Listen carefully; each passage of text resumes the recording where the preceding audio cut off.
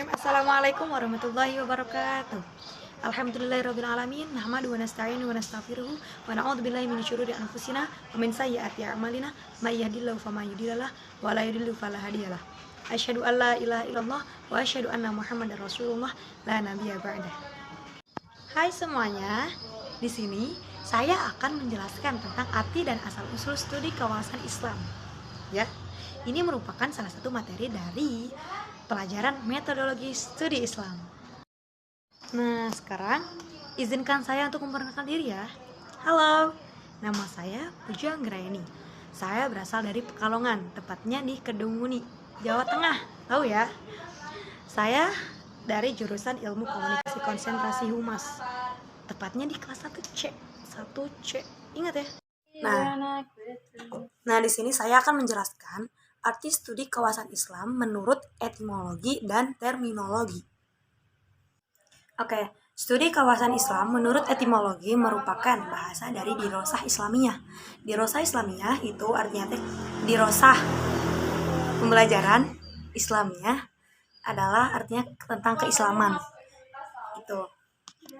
Dalam kajian Islam di Barat, studi Islam disebut Islamic Studies.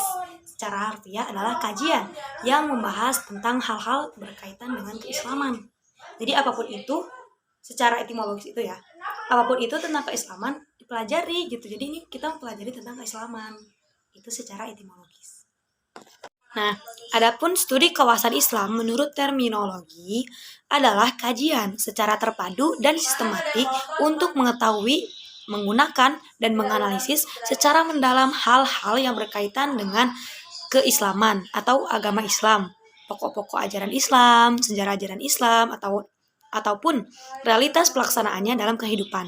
Jadi, bisa diartikan studi kawasan Islam itu secara terminologi itu membahas segala aspek-aspek tentang Islam, baik sejarahnya, ajaran-ajarannya, pokok-pokoknya.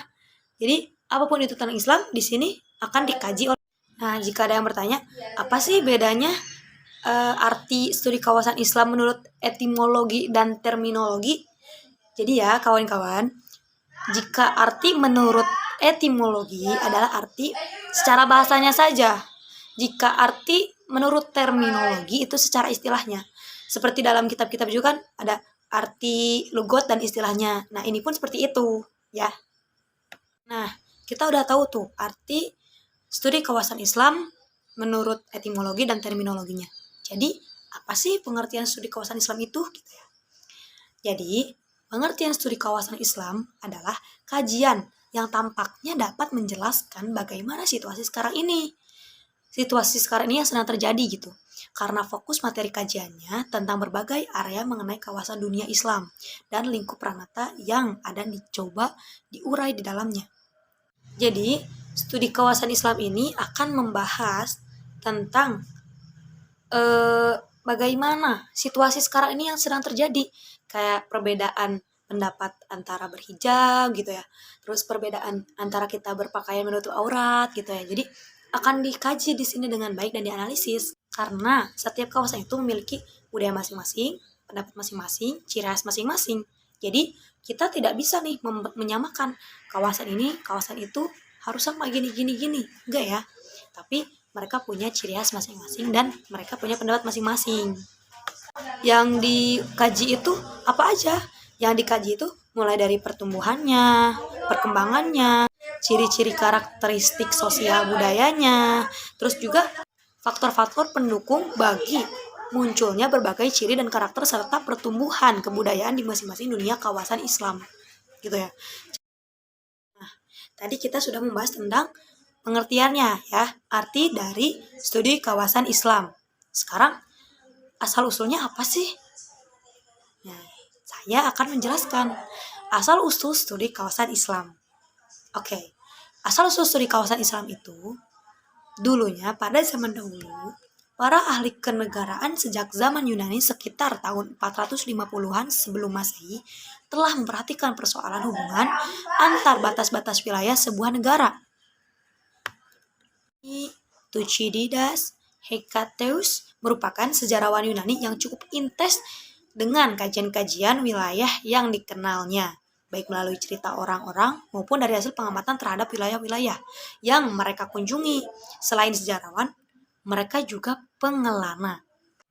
Jadi para sejarawan itu mengkajinya itu bukan hasil dari pengamatan mereka saja, tapi mereka juga mendengarkan cerita dari orang, bagaimana, terus mereka melakukan pengamatan di daerah tersebut, di wilayah tersebut, mereka menganalisis bagaimana sejarahnya, bagaimana asal-usulnya, apa penyebabnya. Jadi mereka cukup intens dalam mengkaji studi kawasan Islam ini, ya. Lalu, 1300 tahun kemudian, kaum muslimin memiliki kemampuan yang luar biasa dalam mengembangkan studi kawasan ini dengan berbagai corak ragam yang lebih dinamis lagi. Karya-karya mereka telah melampaui sejarawan Yunani, di mana pembahasannya bukan lagi berbicara tentang realitas sejarah, tetapi lebih maju lagi, yaitu cara menanganinya. Kan biasanya hanya pembahasan-pembahasan saja. Nah, sekarang mereka lebih maju nih, melampaui sejarawan Yunani. Yang mana sejarawan Yunani kan terkenal hebat ya.